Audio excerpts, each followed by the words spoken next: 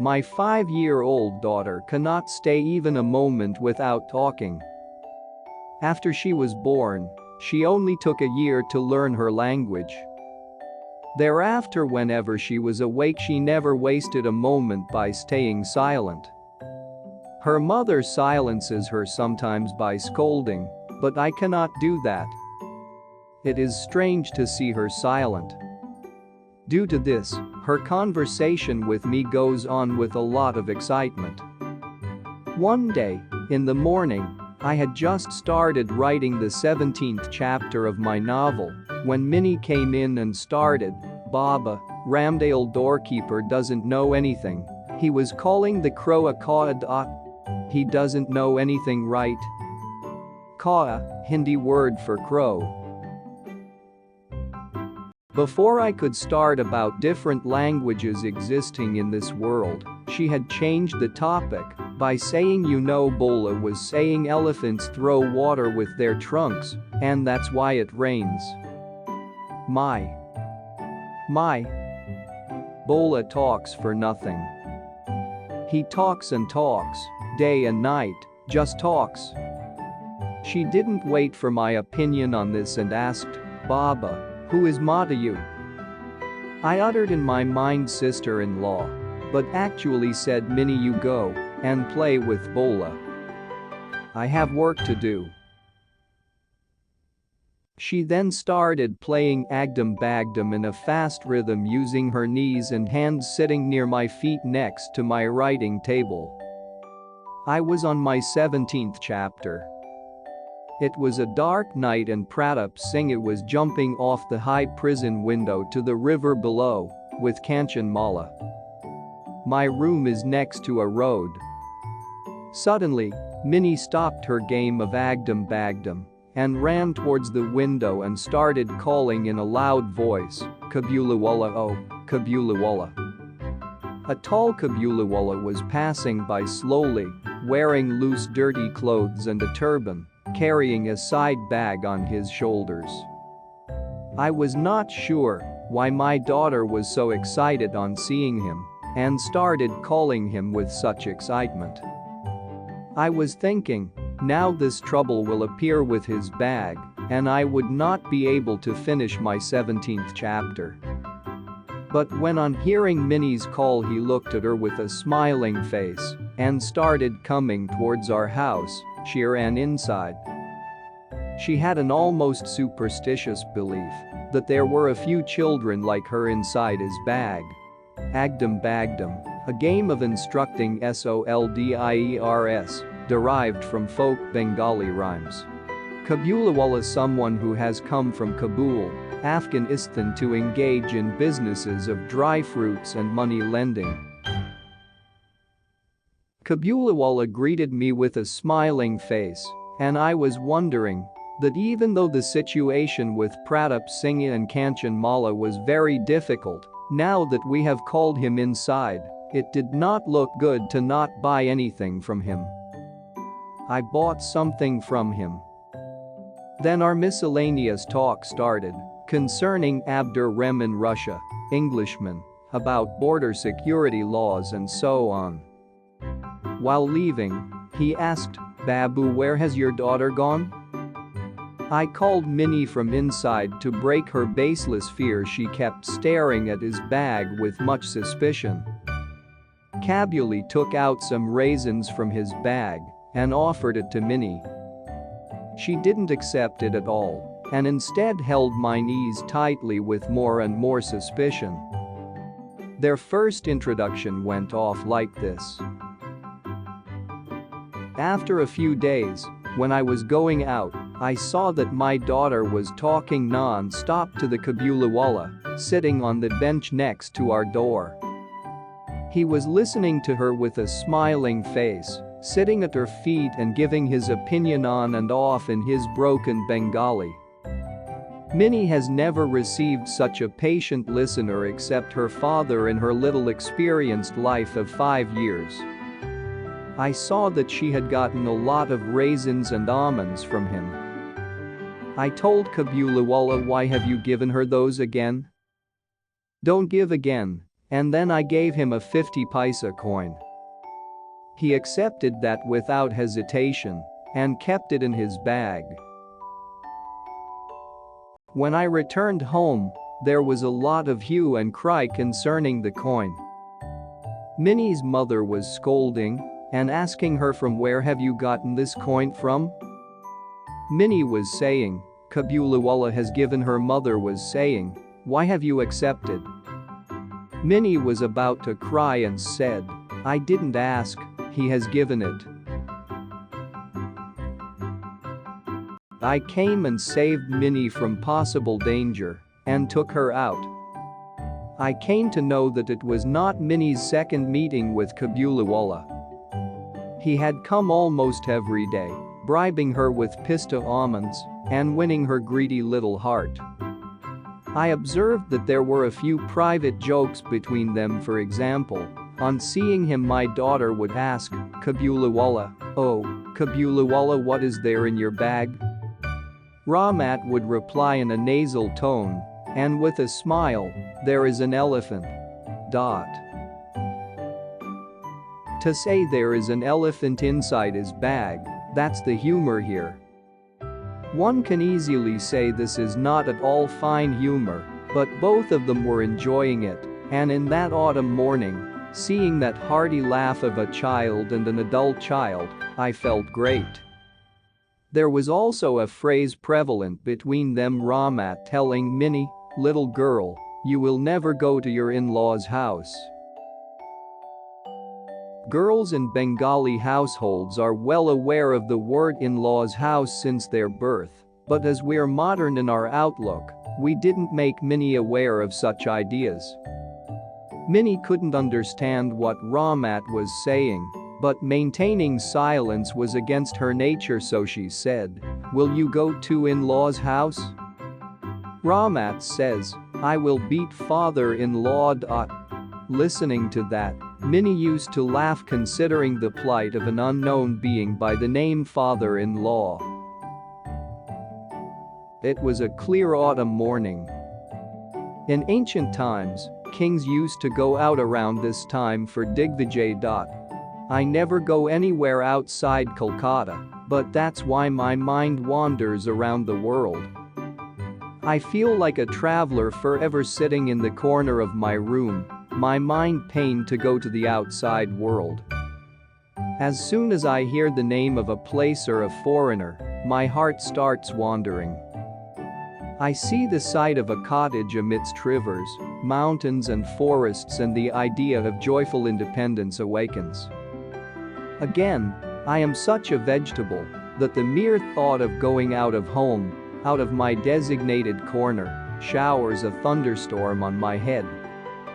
So in the morning, sitting in front of the table of my small room, I used to have a lot of travel to do with Kabuli.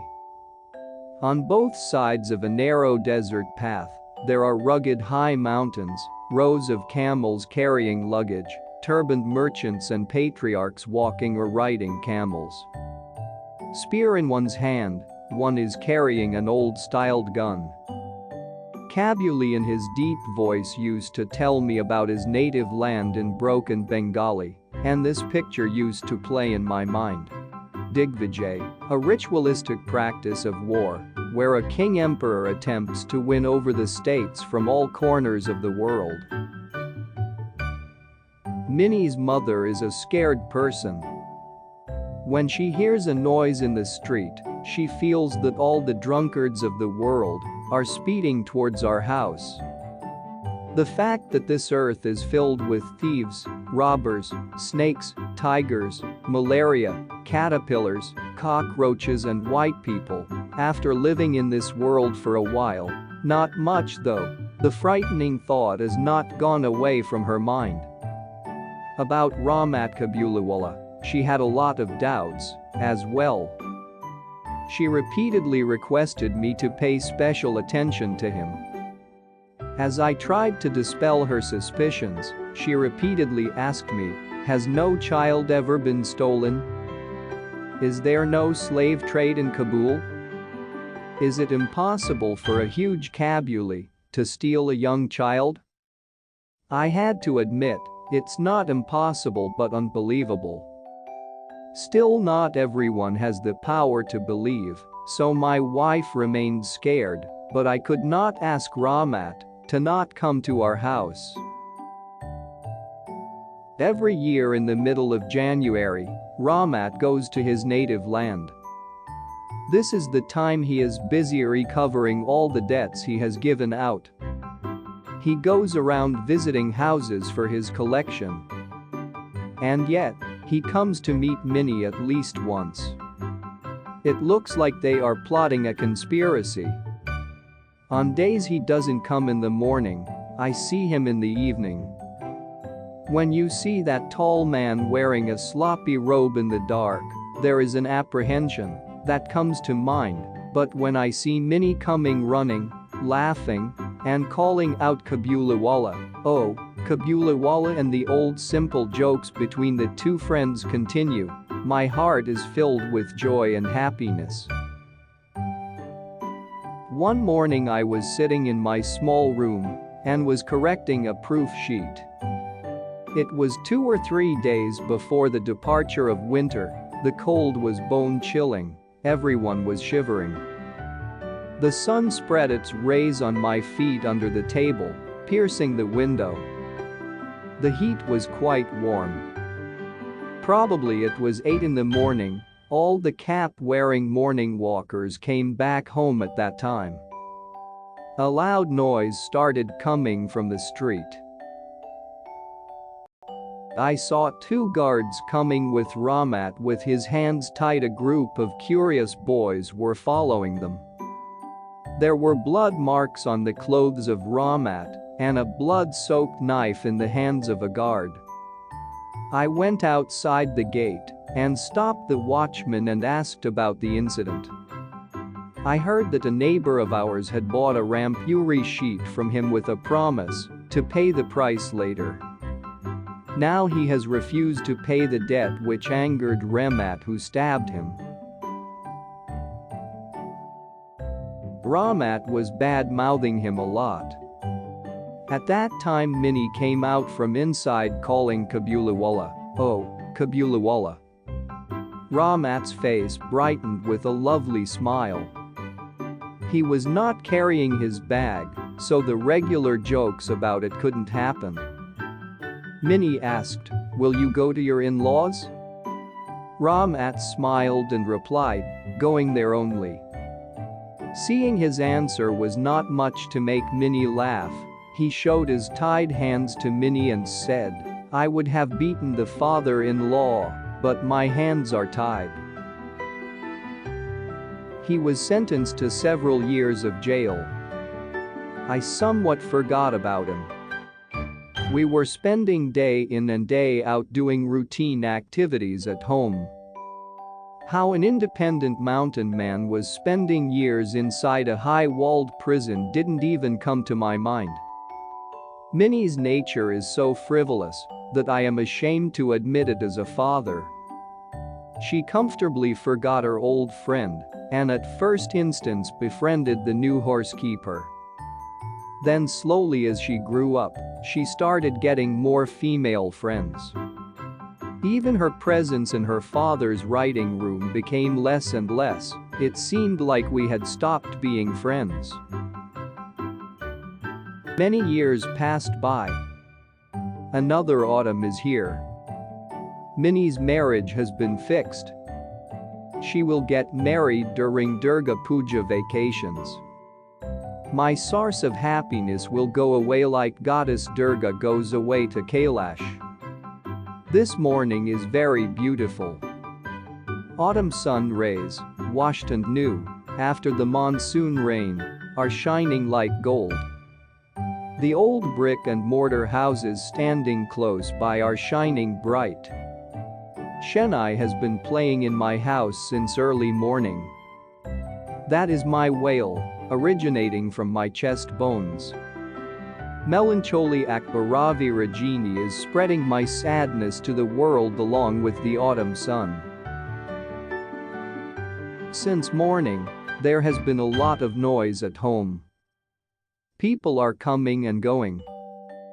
The pandal is being made at the courtyard using bamboo. Chandeliers are getting fitted, making a sweet sound. There is no end to the humdrum. I am checking accounts sitting in my writing room when Ramat comes in and salutes me. I am unable to recognize him at first.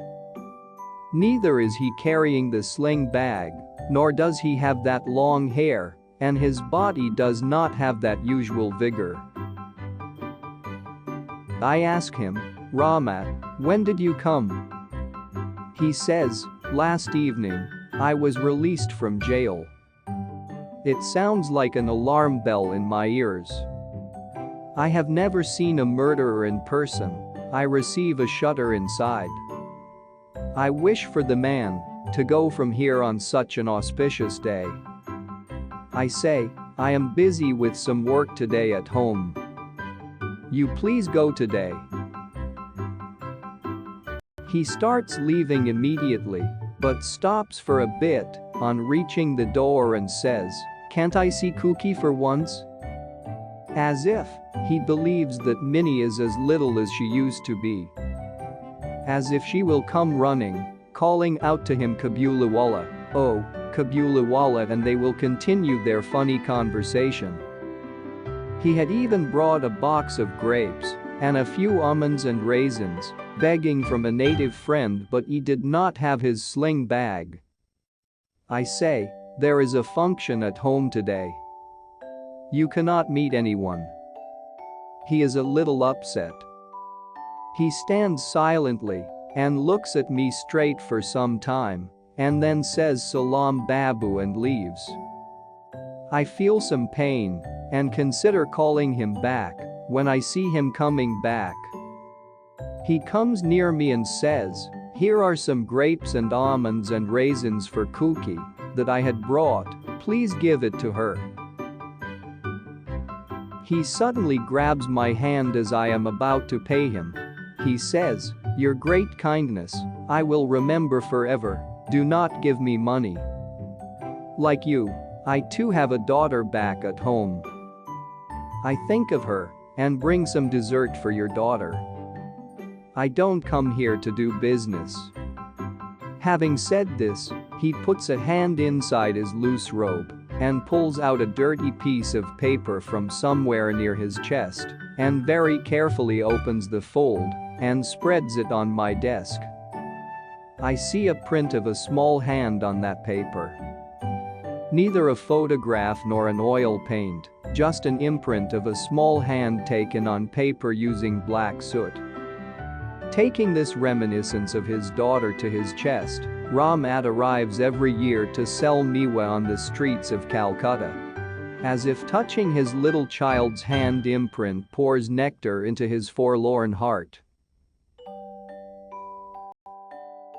My eyes water at the sight of this.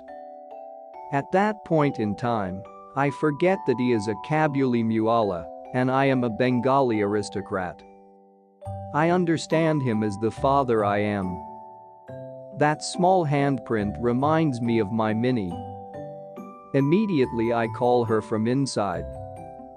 There are many objections raised by the women of the house, but I don't lend an ear to that. Wearing a red bridal sari, sandalwood designs on her forehead, the bride Minnie comes and stands near me coyly.